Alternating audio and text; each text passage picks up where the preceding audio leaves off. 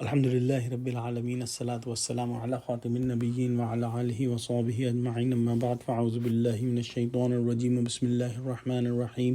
قال اللہ تعالی فی سورۃ النساء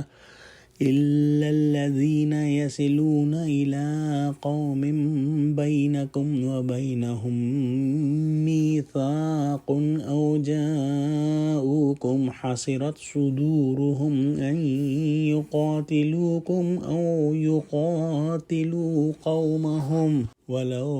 شاء الله لسلطهم عليكم فلقاتلوكم فإن اعتزلوكم فلم يقاتلوكم وألقوا إليكم السلام فما جعل الله لكم عليهم سبيلا۔ ترجمہ: مگر جو لوگ ایسے لوگوں سے جا ملے ہوں جن میں اور تم میں صلح کا عہد ہو، یا اس حال میں ہوں کہ ان کے دل تمہارے ساتھ اپنی قوم کے ساتھ لڑنے سے رک گئے ہوں، تمہارے پاس آ جائیں تو احتراز ضروری نہیں، اور اگر خدا چاہتا تو ان کو تم پر غالب کر دیتا تو وہ تم سے ضرور لڑتے، پھر اگر وہ تم سے جنگ کرنے سے کنارہ کشی کریں اور لڑیں نہیں اور تمہاری طرف صلح کا پیغام بھیجیں تو خدا نے تمہارے لیے ان پر زبردستی کرنے کی کوئی سبیل مقرر نہیں کی۔ پچھلی آیتوں میں بھی ان منافقوں کا ذکر تھا جو حربی کافروں کے حکم میں ہیں،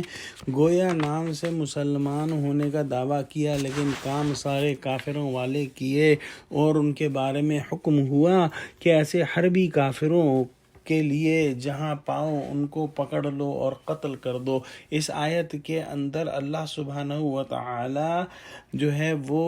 دو قسم کے منافقوں کو استثناء دے رہے ہیں اس حکم سے۔ پہلا گروپ جو ہے وہ ان لوگوں کا ہے جو کہ کسی ایسے قبیلے سے تعلق رکھتے ہوں جس کے ساتھ مسلمانوں کا صلح کا معاہدہ ہے، اس معاہدے سے ان منافقوں کو بھی تحفظ حاصل ہو جائے گا۔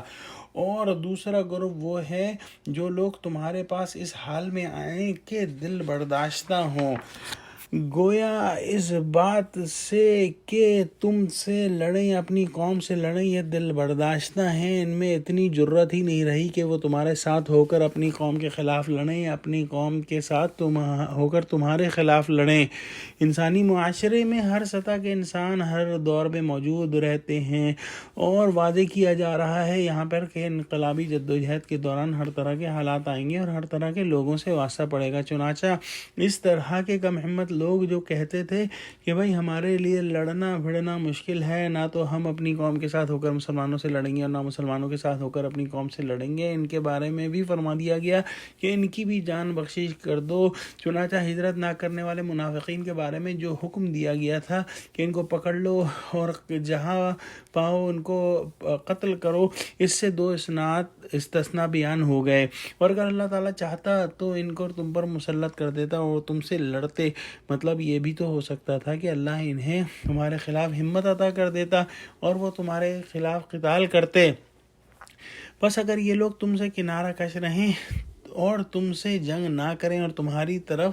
جو ہے صلح و آشتی کا ہاتھ بڑھائیں تو اللہ نے تمہیں بھی ایسے لوگوں کے خلاف اقدام کرنے کی اجازت نہیں دی۔ لہٰذا اس بات کو سمجھ لینا چاہیے کہ منافق جو کہ ہجرت نہیں کر رہے تھے ان کے لیے عام قاعدہ تو یہ تھا کہ اب ان کے خلاف اقدام ہوگا، انہیں جہاں بھی پاؤ پکڑو اور قتل کر دو، گویا وہ حربی کافروں یعنی کہ وہ کافر جو لڑائی کر رہے ہیں مسلمانوں سے ان کے حکم میں ہیں۔ لیکن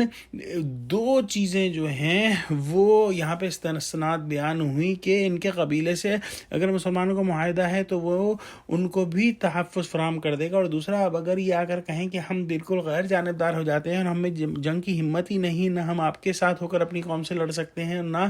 ہی آپ کے خلاف اپنی قوم کی مدد کریں گے، تب بھی انہیں چھوڑ دو۔ اس کے بعد اگلی آیت میں منافقین کے تیسرے گروہ کی نشاندہی کی جائے گی۔ دعا کرتے ہیں کہ اللہ ہم کو قرآن کا فہم عطا فرما، آمین۔ وآخر دعوانا الحمد للہ رب العالمین، والسلام علیکم ورحمۃ اللہ وبرکاتہ۔